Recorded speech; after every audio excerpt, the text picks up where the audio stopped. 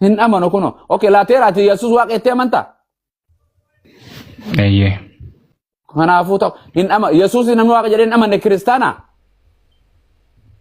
Waaqayyo jedhee namanaan. Us dan taateeti. Maaltu na galche? Laateera namni Yesuus waaqaa miti jedhu. Kiristaana moo kiristaanaa miti? Kiristaana miti.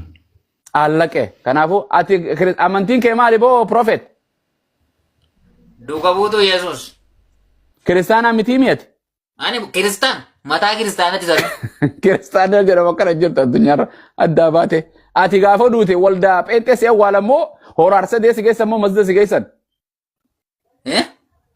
Eessatti si awwaalan gaafa duute? Ani moo waldaa pheenxeetti na awwaalan. Sin awwaalu kalaateeraan sin fudhatu. Laateeraani yaadiisu malee ani uffatta na awwaalan. Okay, isa kana qoradhu. Okay, Yesuus waaqa kan jedhu takka agartee beektaa wangeela irratti profeet. Ani moo? Hin agarre hin jedhu daarektii waaqa kan jedhu. Gaafadhu kuna gurbaa kanaa sayyeeni gaafadhu. Akka waaqa sin jedhame isuma kana gaafadhu kiristaanummaa keessaa baasi isaa satiis. Laateera? Maafan baasa sirriidha kiristaanaan. Warra gooldee gartee warra. Yesuus Kiristoos ani nama jedhee kallattiidhaan ani waaqa jedhee beekaa wangeela irratti. Eeyyee. Jenne jedheera. Jedheera. Ammas duruu jedhee jira jira. Profeet jedhee jira Yesuus. Ani tokkicha dubbadhee min jennee waaqa kan jedhu hin jiru jedhee man. Kuno ni jira kun naa kan ni jedhiin anis naan fudhadha. Eessatti jedhe jedhiin akkas gaafadhu. Isin gaafadha irraa fuudhaa anu nan bara borumaafu. Eeshi ayyee nuu kan ni bakka Yesuus ani itti waaqa jedhee kallattiidhaan. Wangeela Yohaannis boqonnaa 10:28 hanga 33 irraa dubbisu. Bakkuma tak no dila sani dubbisin bakkuma Yesuus ani itti waaqa jedhee qofa kan naaf innis ni fudhanna. Isuma ani jireenya. Dilaa miti bakkuma ani waaqa jedhee. Waaqa jechuun maal akka ta'e beektamni? La ilaha illallah Muhammadur Rasulullah. Amma si ko waaqa na gaafat waan jedhe Yesuus ani ilma namaati jedha kallattiidhaan. Kallatti ni gurbaa kanatti siin sobu kiristaanii jedhee jira ani waaqa kan jedhu jireetteeti. Mee eessatti jedhe mutaaf kalli. Ilma namaa jechuun tokko akka macaafa qulqulluutti waaqayyoo jechuudha. Eessatti akka ilma okay. Ilma namaa jechuun waaqayyoo jechuudha. Ani ilma namaati waaqa. Tokko miti sadi jechaa jirtu wajjin. Okay, ilma namaa jechuun waaqa. Okay, boqo amma sirraa jijjiiresan kallattiidhaan Yesuus ani waaqa jedheen jiru ilma namaa jechuun waaqa kan jedhu mee sirra jira. Hin jiru hin jenneen kunuun si dubbisaan jira addaan na guutte. Ilma namaa jechuun waaqa naan hin jenneeti. Isa sitti nagarsiisa lafa inni itti waaqa jedhee sitti nagarsiisa. Bakka Yesuus ani itti waaqa jedhe qofa nagarsiisa fixadhe. Bakka naan fudhadha illee fudhata biyyi lafaa kunis hin fudhatti. Gara waldaa deemnaa jechuudha masjiida baane. Mul'ata Yohaannis boqonnaa 1:17-18. Yommuu akkana addaan na guutte. Sikutumi. Eessatti Yesuus Kiristoos afaan Oromoo si galame ani waaqa jedhe Maatiyos, Marqos, Luqaas, Yohaannis hunda keessa ani waaqa kan jedhe jira. Ani nama kan jedhe akkana jira kallattiidha qaal baqaal. Akkasuma Yesuus jira. Waan mul'ataaf sin gaafanneeni. Mul'ata eenyu dubbate? Yohaannis argee dubbate gooftaa Yesuus itti dubbate. Waan Yohaannis si gaafadhe waan Yesuus biyya lafaa dubbate. Waan Yesuus itti dubbate barreesse Yohaannis. Waan Yesuus biyya lafaa barsiisee biyya lafaa barsiisaa jedhamee barsiisee kallattiidhaan barsiisee saba Yihudaa kana keessa jiraatee amata sadii fi ji'a ja'a jiraatee deemee jechuudha. Jalqabee waggaa 30tti hanqa barsiisee bakka inni itti barsiisee ani waaqa keessan eebboo ana malee waaqessina ana malee waaqni hin jiru yaa barattoota ko jedheen jira. Loojikii sirrii miti beektamu fakkeenyaaf. Yesuus Kiristoos waaqa irratti barsiisee moo lafa irratti barsiise Yesuus?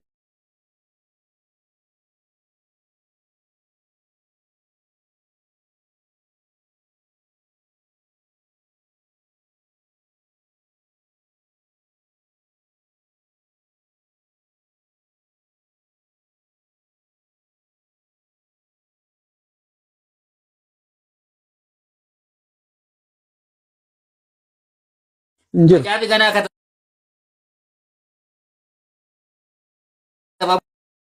Fidu deeman kunoo taa'ee kursii kiyyarran. Silaanii fi sinqaata walii galle osoo waaqa jedhemu.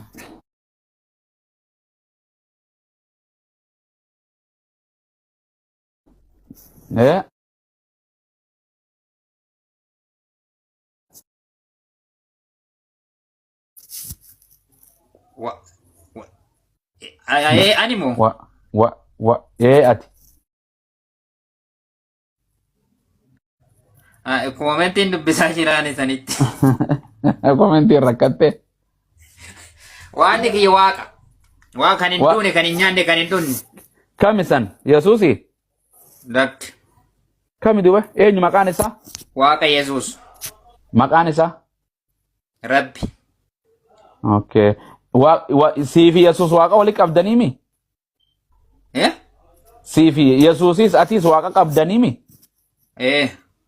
Gobas maal ree islaamati? Lakki. Maal lakki yatta? Islaama ta'uu fi wal kaastee yoo shaadaa jette malee namni tokko islaama ta'e hin jedhamu.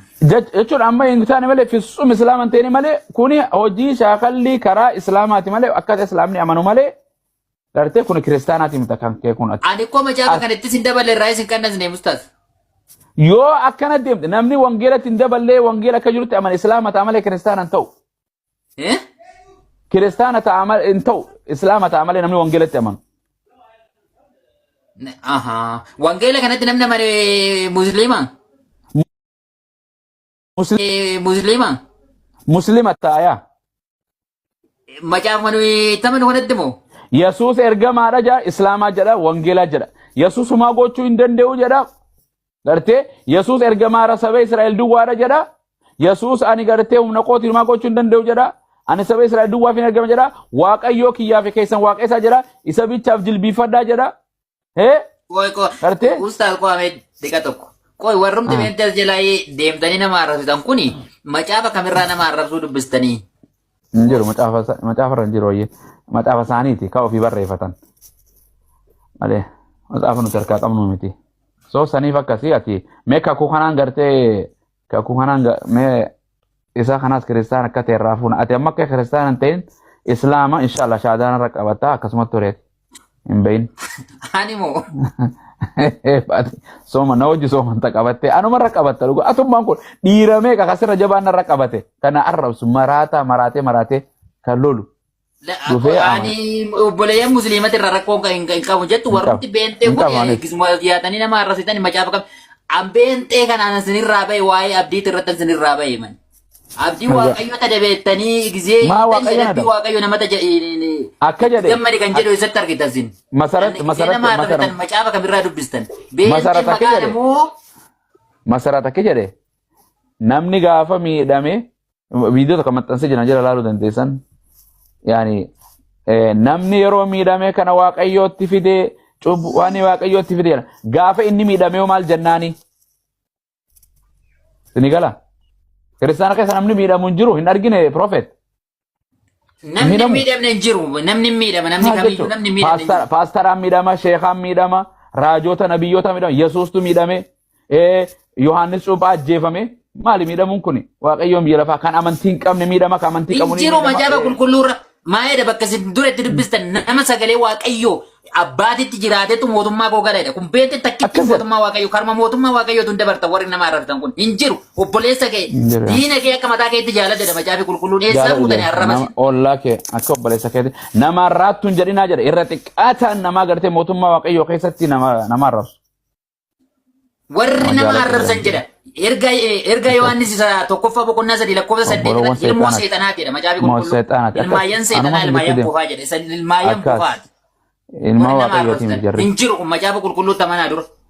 Beente maqaadhanii miti macaafa qulqulluun akkasiin jedhutti jiraatteeti. Waan macaafi qulqulluun jedhe gooteeti malee waan macaafi qulqulluun ta'e taateeti malee beentummaan maqaa miti. Warra maalummaa kiyya osoo hin beekin warra arrabsitan shaadaa qabate maalummaa kiyya maal beektaati maal keessaa kan jiru beektaa?